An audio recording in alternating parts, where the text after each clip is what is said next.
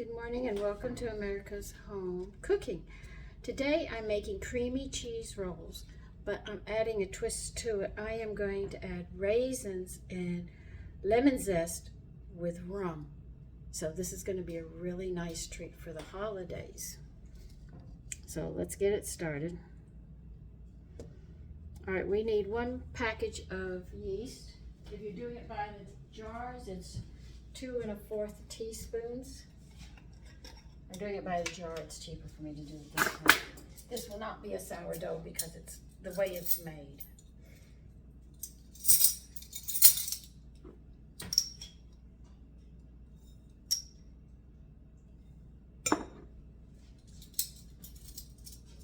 I told you I have a lot of desserts for the holidays. I just couldn't possibly give them or eat them all in 1 year, so we always end up with different ones around the holidays.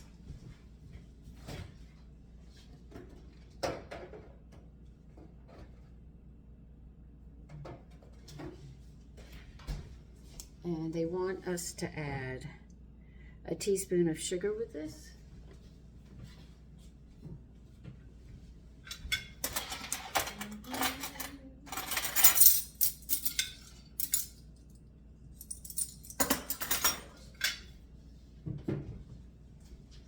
And then they want us to add 1/4 cup of warm water. So I need a small saucepan. I'm going to warm it up today because it's chilly, so I know the water's going to be twice as cold in the faucet. And you don't want to use the hot water because it has sediments in it, which affect your liver. As much as people don't want to hear it, it's true. So you're better off if you just take, I have a 1 cup measure. Where in the name of God is it? Oh, here it is.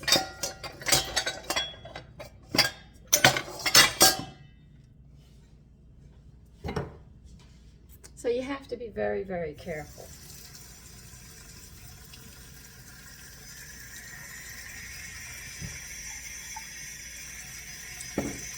And you know, if you have liver problems, everything goes wrong because the liver is the one that sends out all the information for breaking down food, for fighting colds and everything else. So that liver is not up. It doesn't have all the enzymes and everything that it needs, and it's toxic.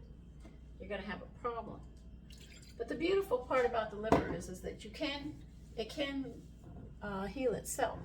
No other organ can, but that one can. And if that one can, if we work on it, you can get your health back, which would be nice, unless the cells are dead. That's in the other organs. There's nothing that you can do about it. But anyway, we're going to warm this up. It's going to be a little warmer than body temperature, because they want it between 105 and 115. And if you put it on the wrist, it should. If you get it just a hair over your body temperature, you're doing fine. And I'm not going to waste much time on this water because I know how hot it can get in a hurry.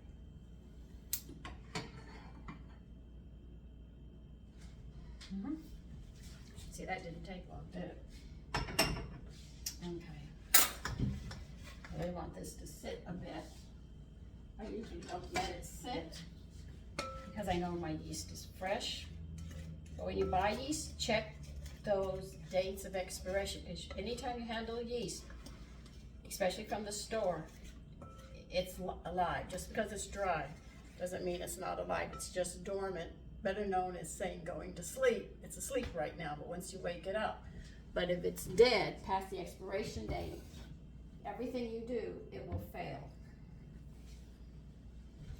Now sourdough, as long as you keep on feeding the culture, it'll live forever. Miss it, abuse it, and it will let you know what it thinks of you. It'll die on you. All right. Let's see what they want now. All right. Now they want 1/2 cup of milk.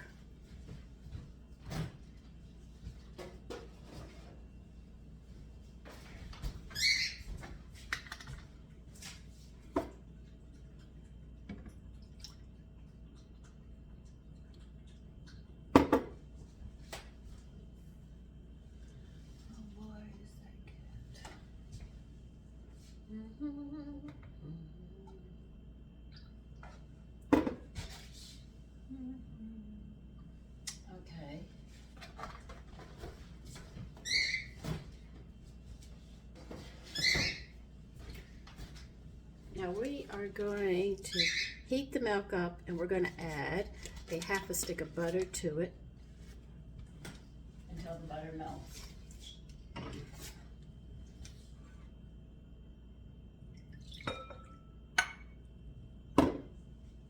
Back to the burner we go.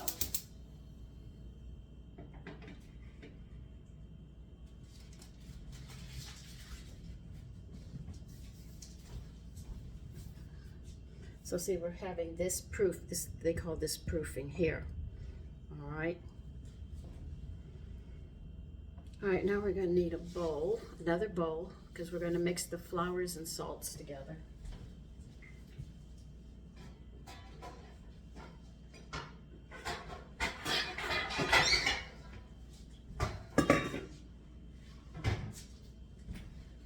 Okay, you're gonna need 1 3/4 cup of all-purpose.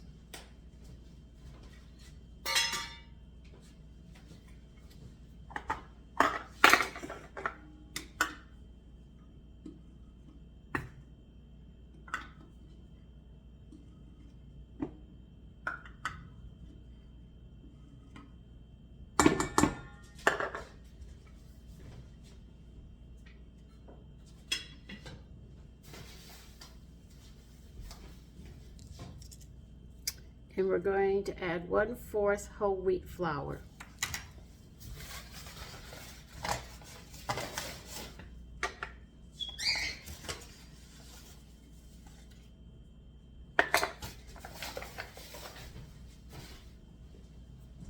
And the salt is going to be 1/2 teaspoon.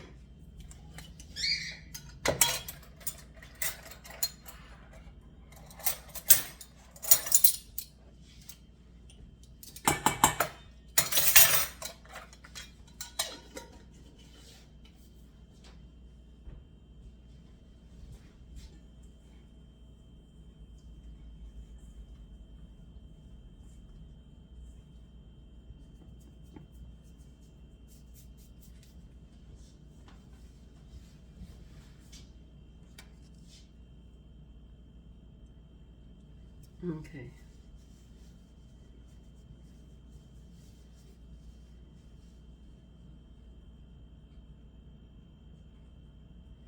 Okay, we pretty much got everything together. We're just waiting for this right now, for the butter to melt. And once the butter melts, we are going to sit there and do more with it.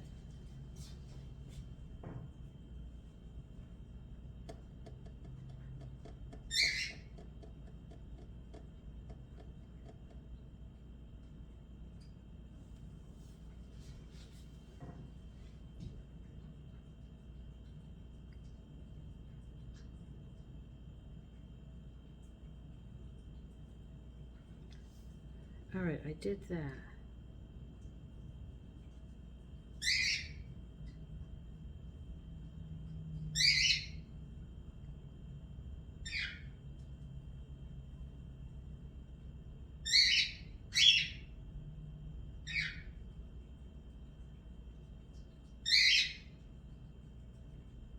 LB, they left a part of the instructions out.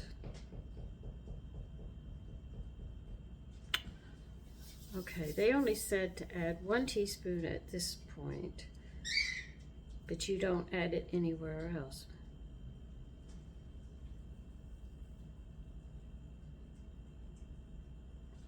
Okay, we're going to add 2 tablespoons of sugar in here. They forgot to tell you where to put it.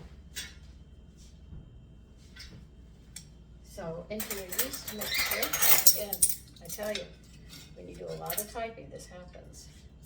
I know you added a little bit, but you're gonna add 2 more tablespoons. They've left, it's like a dangling claws right here. Okay, that'll help your yeast grow anyway, because it's sugar and it loves sugar like everybody else.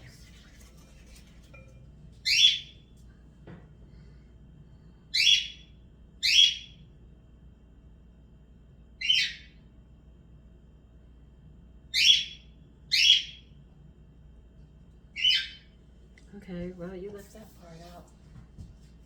Big time.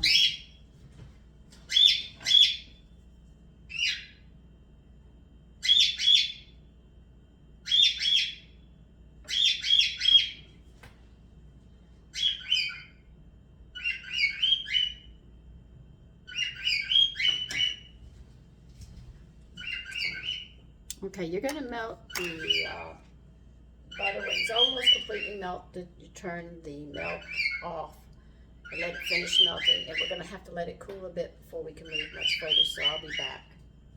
Okay, it's time. You're going to need an egg. I'm going to crack it in here.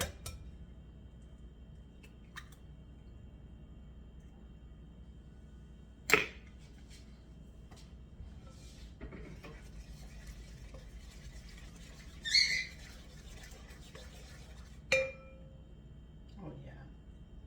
Body temperature. We pour the milk mixture in here. I might need that later. And we're going to start adding this flour.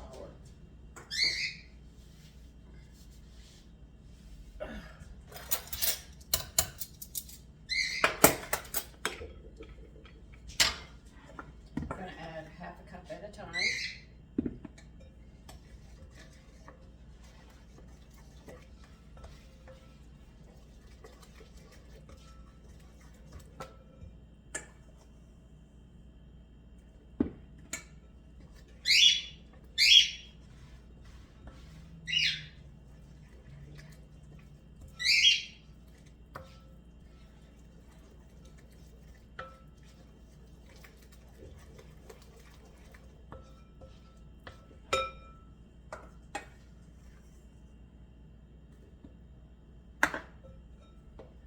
I'm adding a half a cup at a time and beating it in.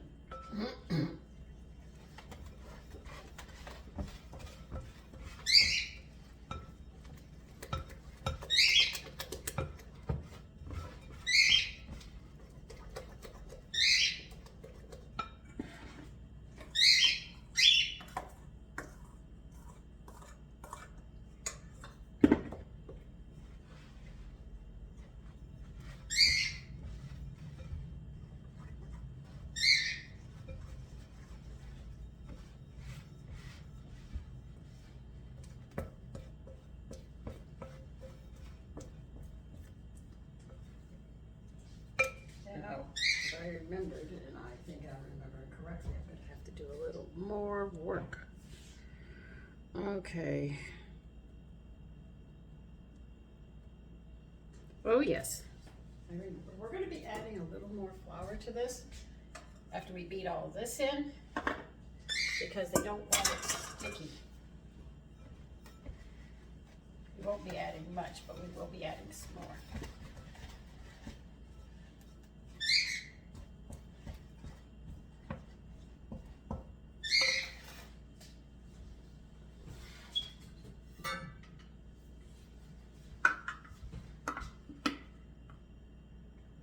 I'm going to add a fourth of a cup. I just filled this halfway because it's my half cup measure.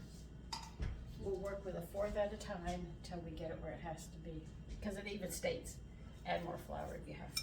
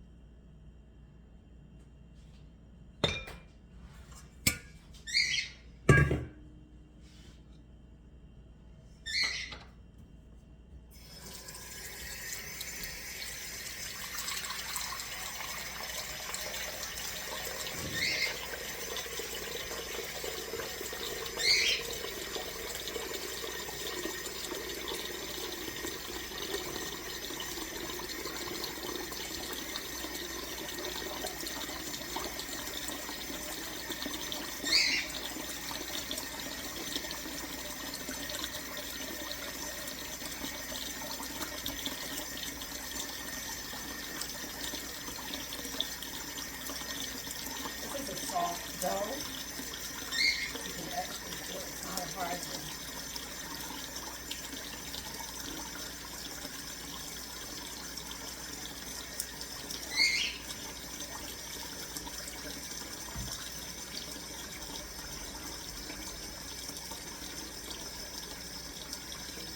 might have to add another fourth.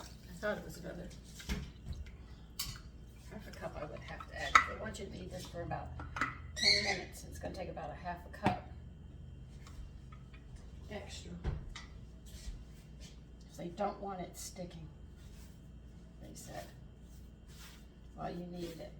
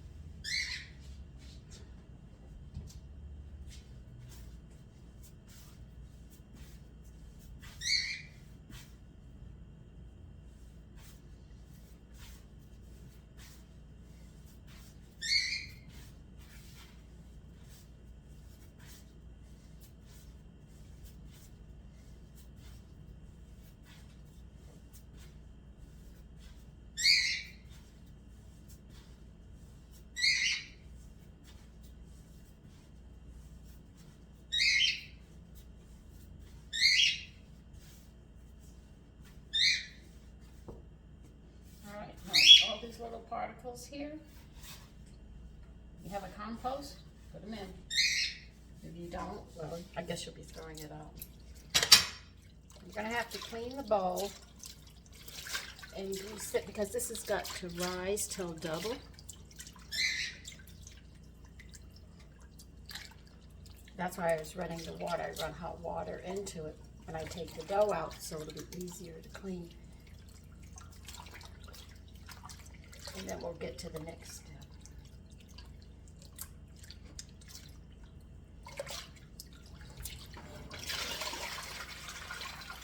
Let's see.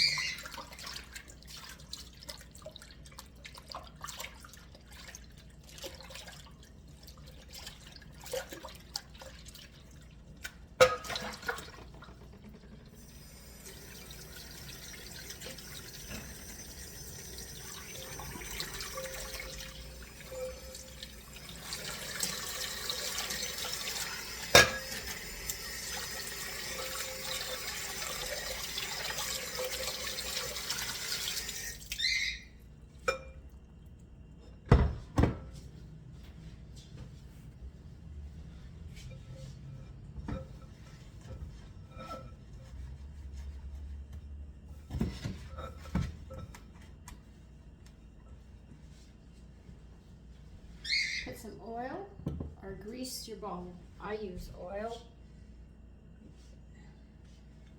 The whole object of this is to make sure that the dough doesn't stick to it or dry out. Even if you put a towel over it, it will.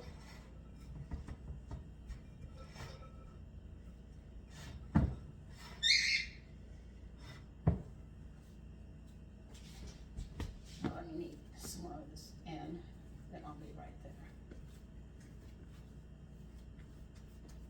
All right, here it is. What I'm going to do is put it like this, and I'm going to twist it around. Right? Flatten it out and twist it.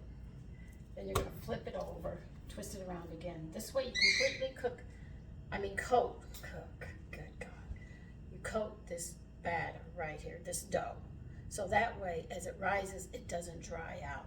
Now, this yeast, because it's not sourdough, we have to cover it and let it rise. We're going to wait till it doubles.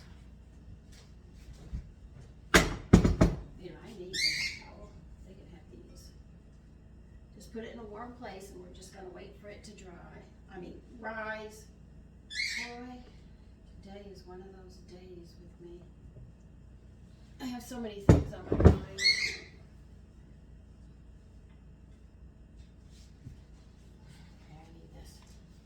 Let me clean this counter real quick. At least clean it enough to where I can work.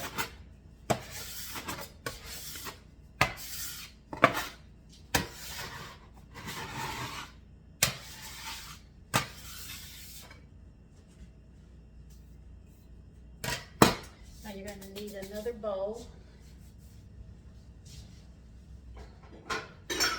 Not a big one. And let's see, how much do I need? We need 1 cup of raisins. Okay, well, where did I put my half? This is my fourth. Where did I put my half? Okay. So we want 1 cup of dark raisins.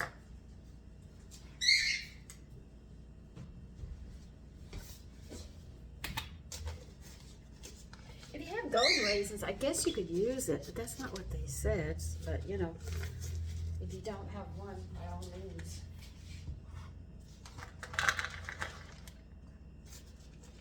Now,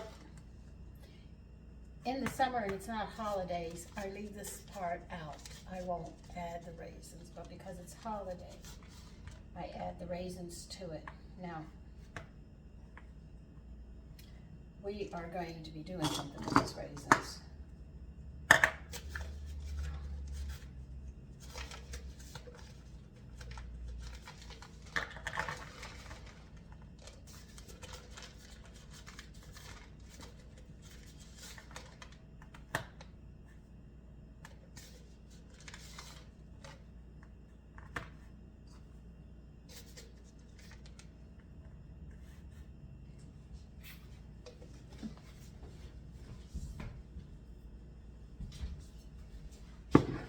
We're going to talk about liquor and cooking, all right? Because we're going to pour rum into these, and these are going to sit and soak this rum up. Now, when you cook with liquor, the alcohol is cooked out, and all what you're left with is the flavor. So you don't have to worry about, because my mother would cook things like the chili she makes. She always uses a dry red, well, a Merlot, a dry red wine, if you don't know what Merlot means.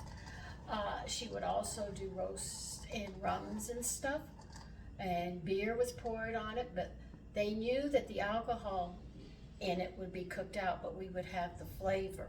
So you don't have to worry. But if you don't want to use rum, I guess you could soak these in boiled water, pour boiling water over and let them sit. But I want this flavor because it goes very nicely together. But don't panic out about it if you're cooking with liquor, because the alcohol will be cooked out. Now I'm using Bacardi Superior rum. My husband introduced this to me when I was cooking. So, because I told him, would you go get me a rum, and he came back with this.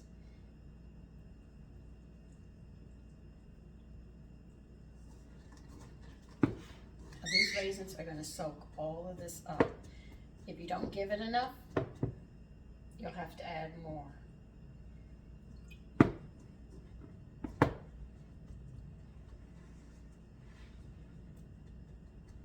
Now I'm just covering mine, and they're going to be sitting for an hour or 2. So they're going to soak up a lot. I might have a little bit left, and they're done soaking. So I'm going to put a lid on this, which is a plate, and it will just sit.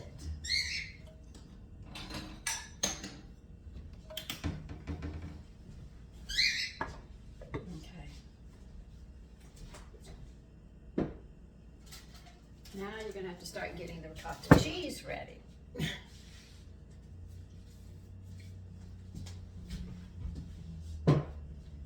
Okay, let me see my glasses again. Okay.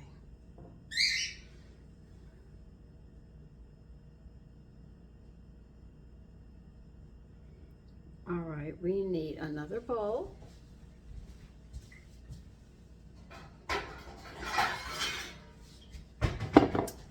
And we are going to add 3/4 of a cup of ricotta cheese, drained. Now, if you buy your ricotta cheese, you're going to have to sit there and put it in a strainer and strain it, because you want the fluid out of it. As you can see, Mine's a little more on the dry side because mine's homemade. I love cheese. Very, very bad habit to have.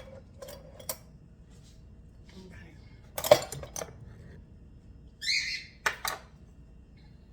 So if you bought your ricotta, you're gonna have to drain it. So do it now and let it drain while you're waiting for the dough to rise.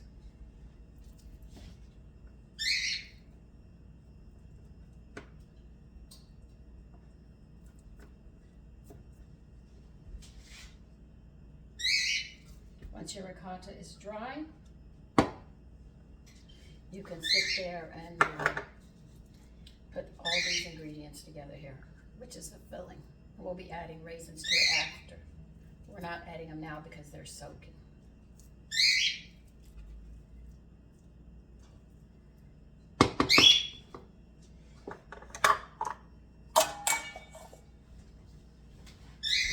So homemade ricotta cheese is actually a little drier than, actually it's a lot more drier than when you get into the store. But it lasts a long time too, so can't complain.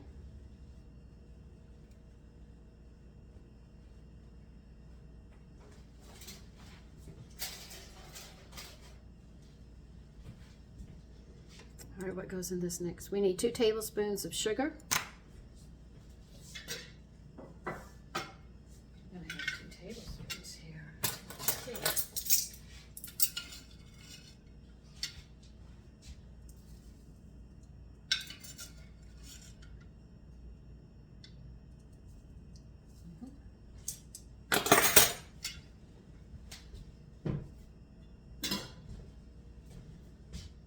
And we're going to need 1 large egg yolk. You do not want the white of this, you only want the yolk.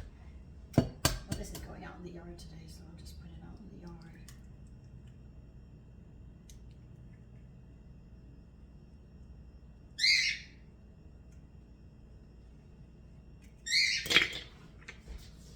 And you're going to need, sorry, put your glasses on your beard. You're going to need a half a teaspoon of vanilla. Let me go get mine.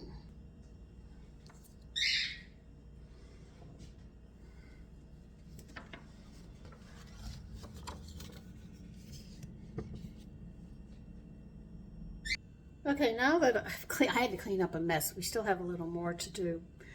We need 2 tablespoons of grated lemon zest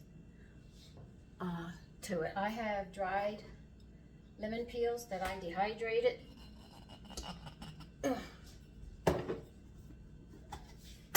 And I'm going to see if I have 2 tablespoons here. If I don't, I had dehydrated some grapefruit to see if I could dehydrate grapefruit. If I can use that. I have some orange peel too if I have to fall back on it, but I think the grapefruit would be closer to the lemon because the lemon's really tart. Could be wrong, but let's see if I can get 2 tablespoons out of this. But you do need 2 tablespoons. What am I doing?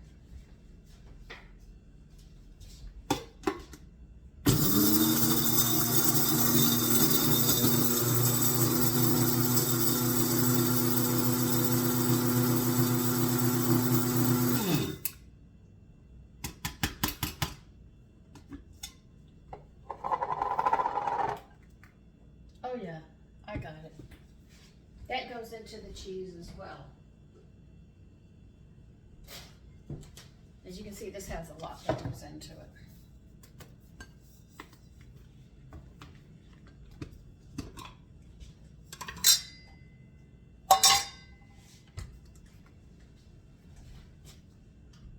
And remember, we're mixing all this up.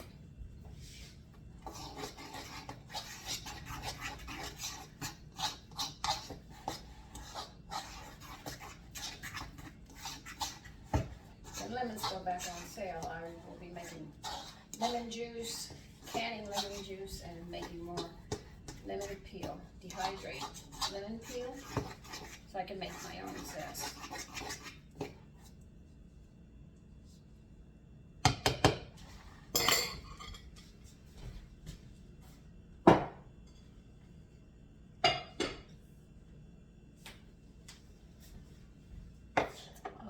raisins are going well. They're getting there. Okay, now that's it. Okay, we're gonna check our raisins and cheese now.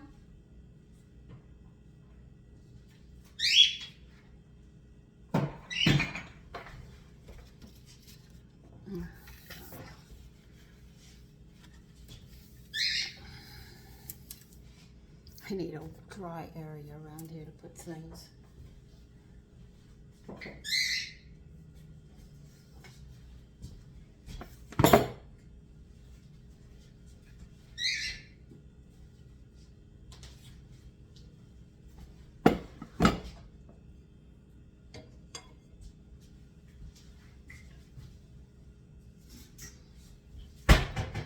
Now you're going to strain the raisins.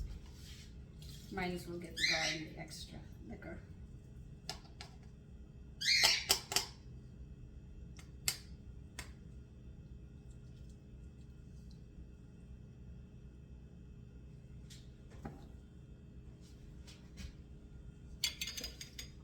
Now you're going to mix all of this up. The cheese and the raisins. It smells good.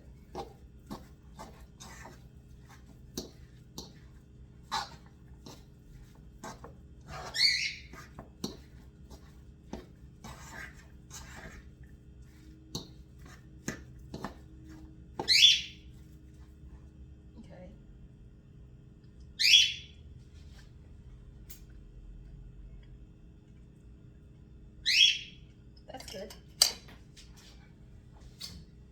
Put this aside. Punch down your dough. Put some flour on your counter or your pastry or wherever, table, wherever you're going to do it. So we're going to have to roll this out 20 by 10. Make sure it is dry or it will stick and you'll have a mess. That's what I'm trying to get all the water up everywhere.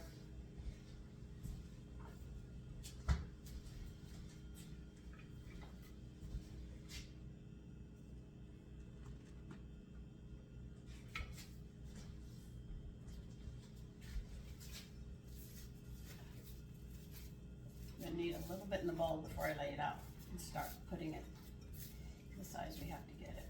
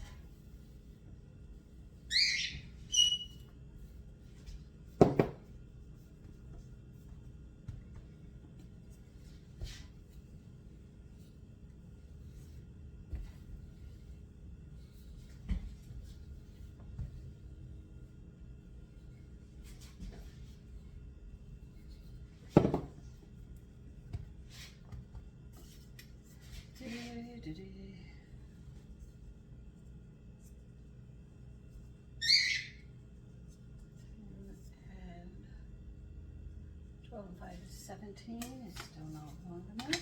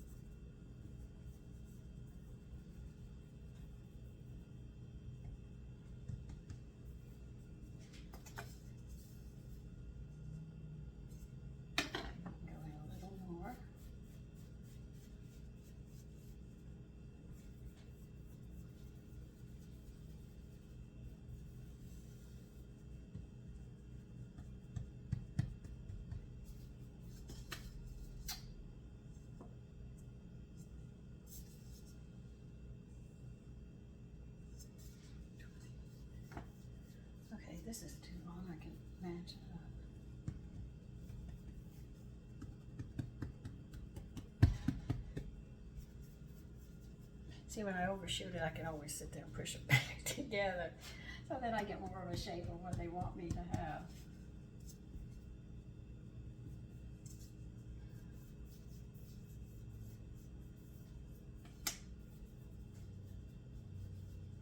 And if you undershoot, you can always overshoot again.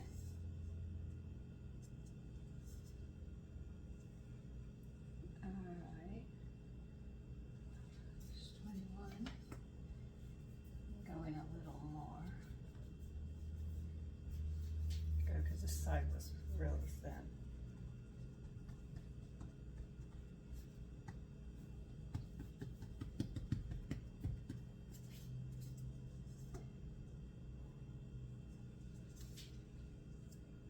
Okay. This is just a hair over 10. Okay. Now you know the secret to getting those perfect ones. Push it back together.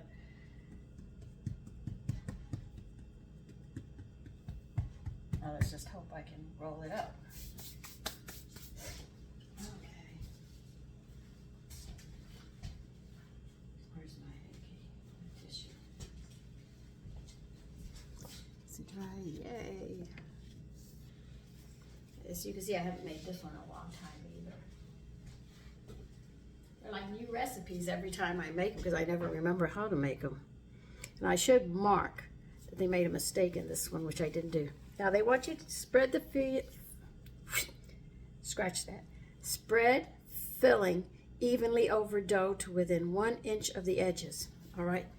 Now, if you're having trouble actually marking an inch everywhere, all what you have to do is take the ruler, indent it in a little, and that'll give you your inch, so you know exactly where you're at and you have that inch. Now the indentation you're not making hard, just making it enough that you can see. This is why I'm always using rulers in the kitchen. So you sort of press it in a little, and that'll tell you exactly where the inch is, so you don't, you know, overshoot it and then you try to roll it up and then it doesn't work. Well, that's cute. I got that all the way over there. Well, I'm going to roll it this way. Oh, Sandra. So these are just tricks that you learn along the way, and usually people share their ideas with you, which makes it easy. They want an inch all the way around, so you're going to use your ruler and press in a little. It won't interfere with the design of what you're doing. It's just a slight indentation to tell you where you're at.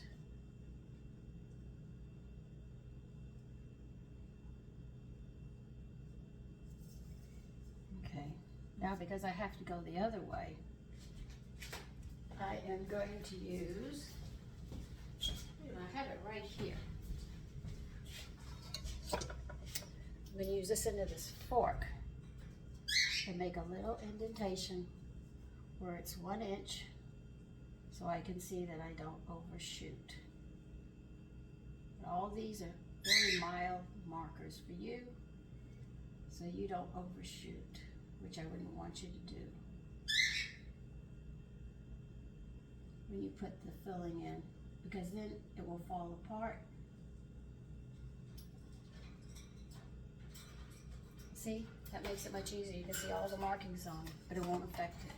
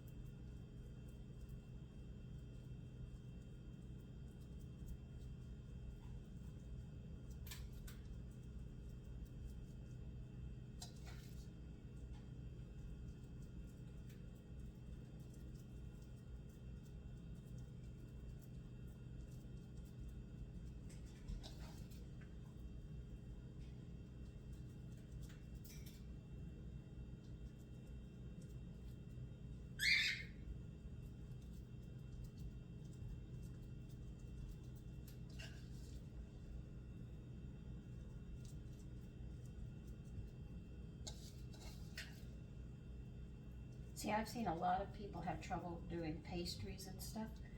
Like if you have to do a rectangle like this, I started pressing out a long rope before I got started. So I already had the shape already starting to take. And that's what you want to do, is make sure it starts to take before you roll it. Because if you try rolling it out before you get to it, you notice that you have problems.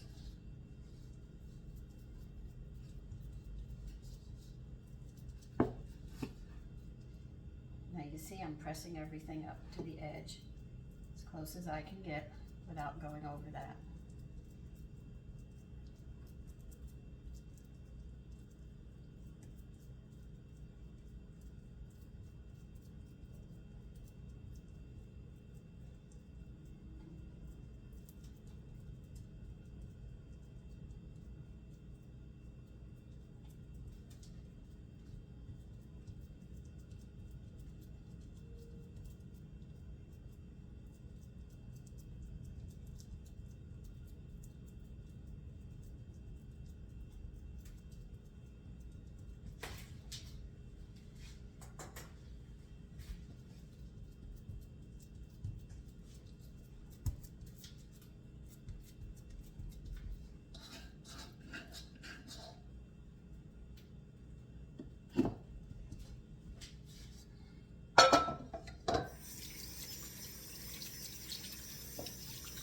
I'm going to take the spatula and see if it sticks, because I know if it does, it's going to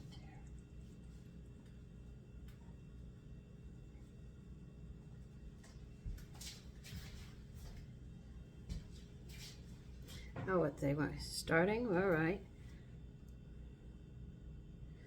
Pieces. Okay.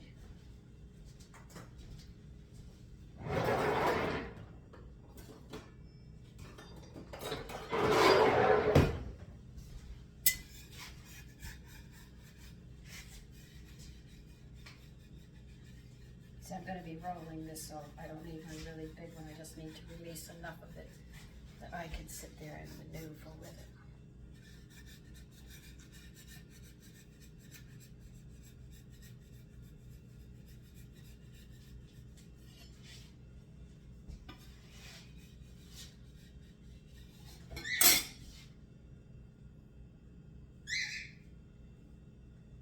I'm going to roll it like a jelly roll.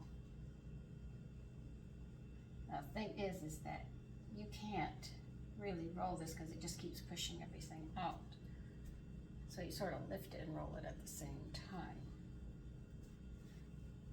until it rolls really good. Then you got, that's why you saw me patting it down, so I could roll this.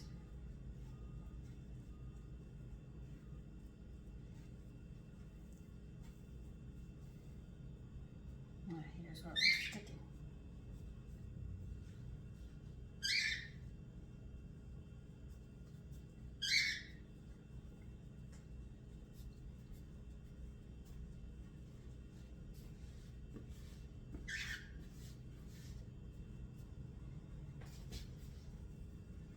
You want to pinch your ends and tuck them under.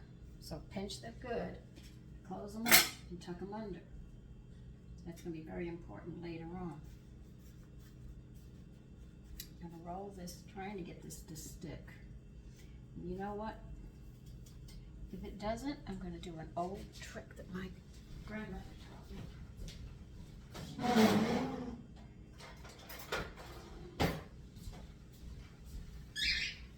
Want something to stick? Add some water to the dough. It'll stick. Brush it, and it will stick. And that's what I'm going to do. It's not going to stick one way, it's going to stick another way.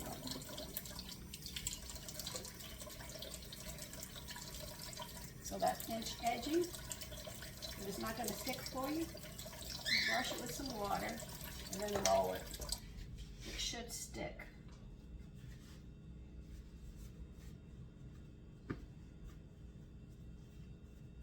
All right, now they want 12 of these, so I'm going to divide this up. Most people use a razor, but I don't have a razor, so we're going to try the next best thing, a nice knife.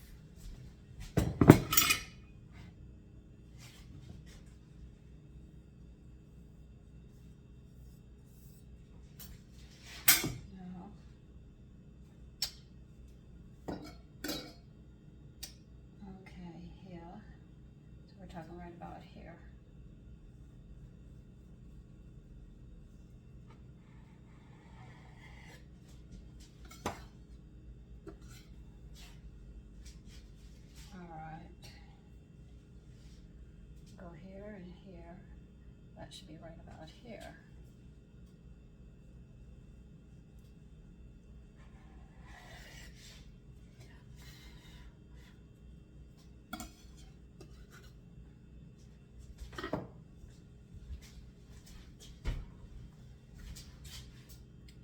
Here to here should be right about here. Now, this was my math. They said it's going to make 12, so I cut it in half, and that gave me 6 on both sides, which adds up to 12. Then I took each half and I cut it in half, so that's 3, 6, 9, 12. That's how I do my math. And then all what you do is take these small pieces and cut them into thirds. And you have to use your eye on that and try to adjust accordingly.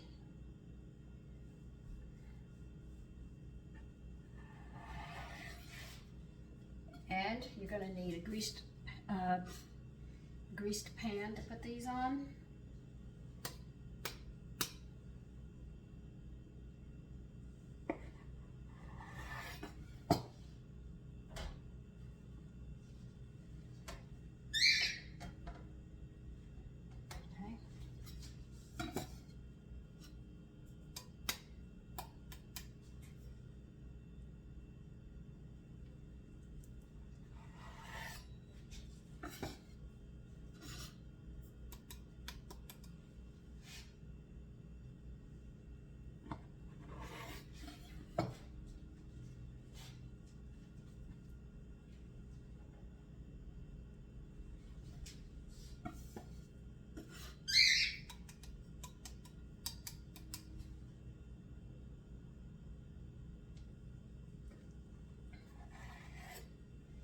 I love sharing recipes with people, so I hope you enjoy the recipes that I share.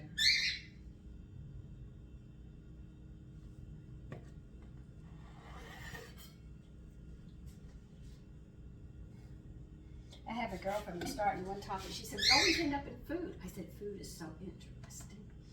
And she and I start laughing. And we share ideas. And we learn from each other. Okay, move these up a bit. I'm going to be crowded on this last one.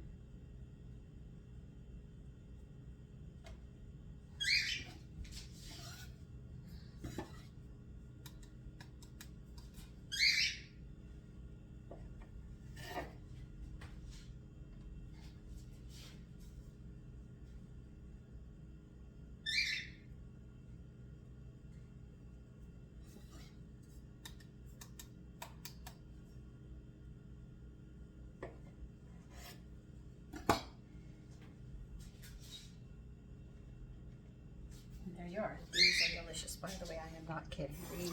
These, you know, you have sinful cookies, like Ruggalas. Oh my God, those are sinful. And sinful is truffle mashed potatoes. You know, there's some dishes that just stand out that you just can't forget. Those are two that I absolutely say they're sinful because they are so good. These are another one that are very sinful. And their simplicity, they are. Now, I think we have to slash them on top as well. I think I'll use a bread knife for that one because I know it cuts easier. Yeah, slash the roll tops.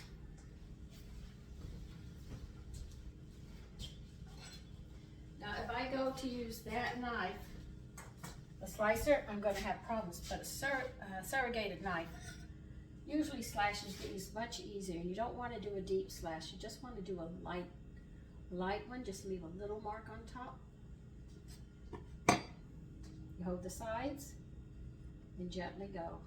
You're not looking to cut them real deep because remember, you have fruit and cheese in the center. And if you slash it too deep, all that hard work of rolling everything up and everything is going to come out. You only want part of it to come out. And that is for the rolls to open up and just the sweet smells to come through. Okay, there they're sliced. I don't think we're going to do anything else for a bit, and then we've got more later. Let me see. All right, we're going to cover these loosely and let them rise in a warm place again.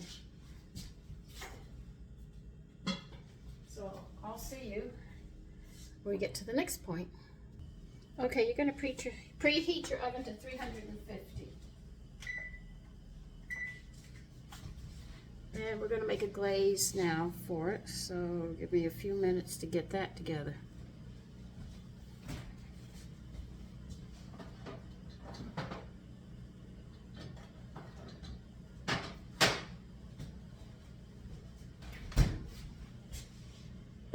A glaze and teas.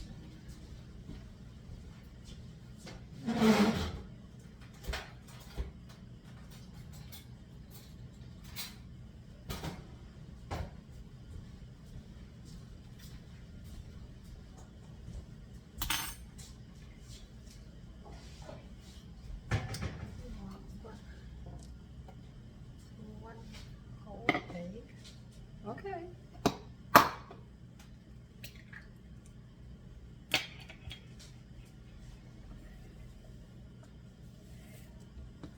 You need a teaspoon of water.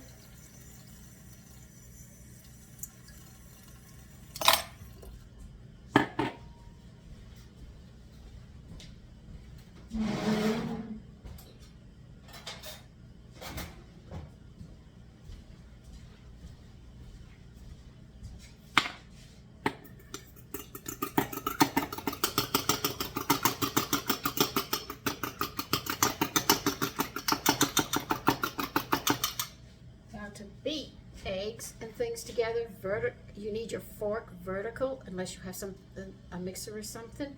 But for this, just a small amount. Make sure your fork is vertical, and you sit there and come down and up, and that beats it together.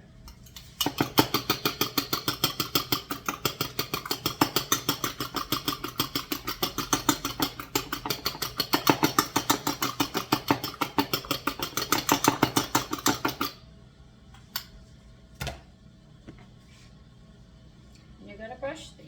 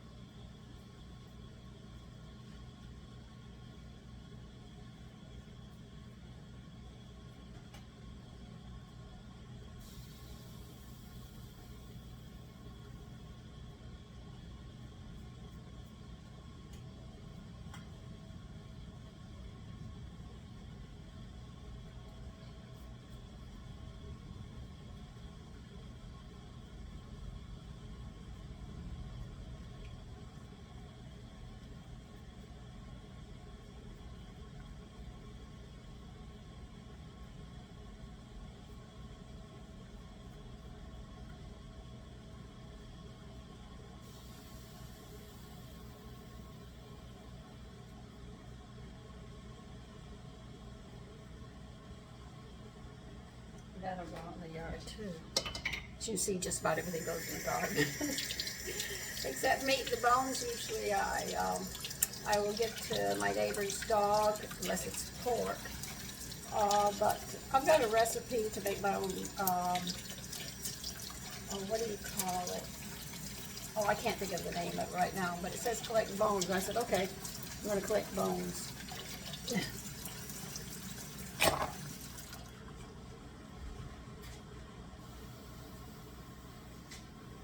And we are going to cook these, and the oven hits 350, that is, for 20 minutes. And then we're going to have to put them to a rack to cool. They have to cool completely. So first you're going to leave it, you'll put the sheet, when these are done cooking, I'm going to put them on a rack just like this on the sheet for 5 minutes. Then I'm going to take this baking sheet and I'm going to sit there and take these and move them to the rack to cool. But they have to sit because of the cheese and stuff. You've got to leave them 5 minutes after they're cooked here on a rack.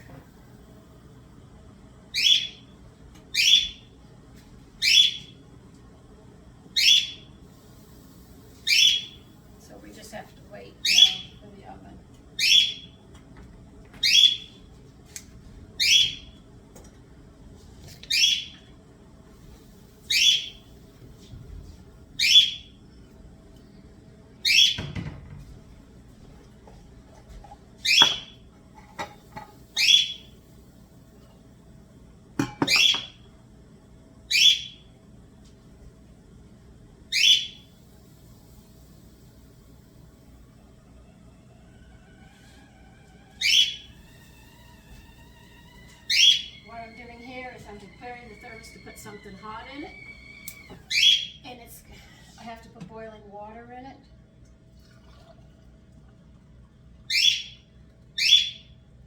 And let it sit until I'm ready to put the other stuff in. And what it'll do is heat this up. So when you put the hot food into it, or a hot liquid, it'll stay hot for up to 12 hours. Now you saw that I didn't screw it on very tight, and I go to take it off just with the hot water in it. It's like, ugh! So you gotta be careful, notices, that you don't over tighten them. So as soon as the oven gets there, we'll start in. Okay, we're gonna put them in and bake them for 20 minutes.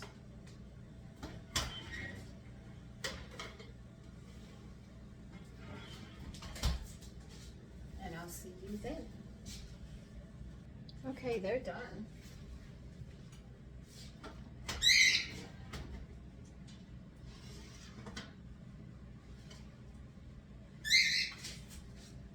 Now we're gonna lay them on the rack just like this because they have cheese on them. We have to wait another 5 minutes before we can actually take them off the rack.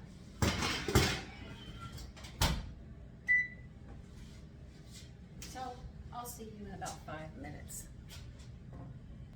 Okay, it's been 5 minutes. Now we're going to transfer them to the rack.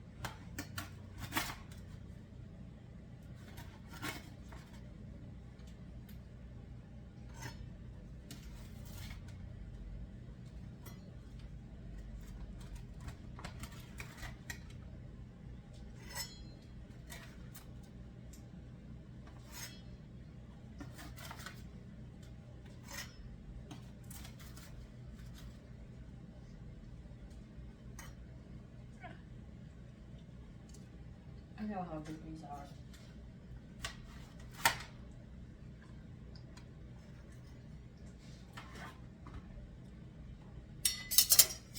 Now we'll put them over here and let them cool completely.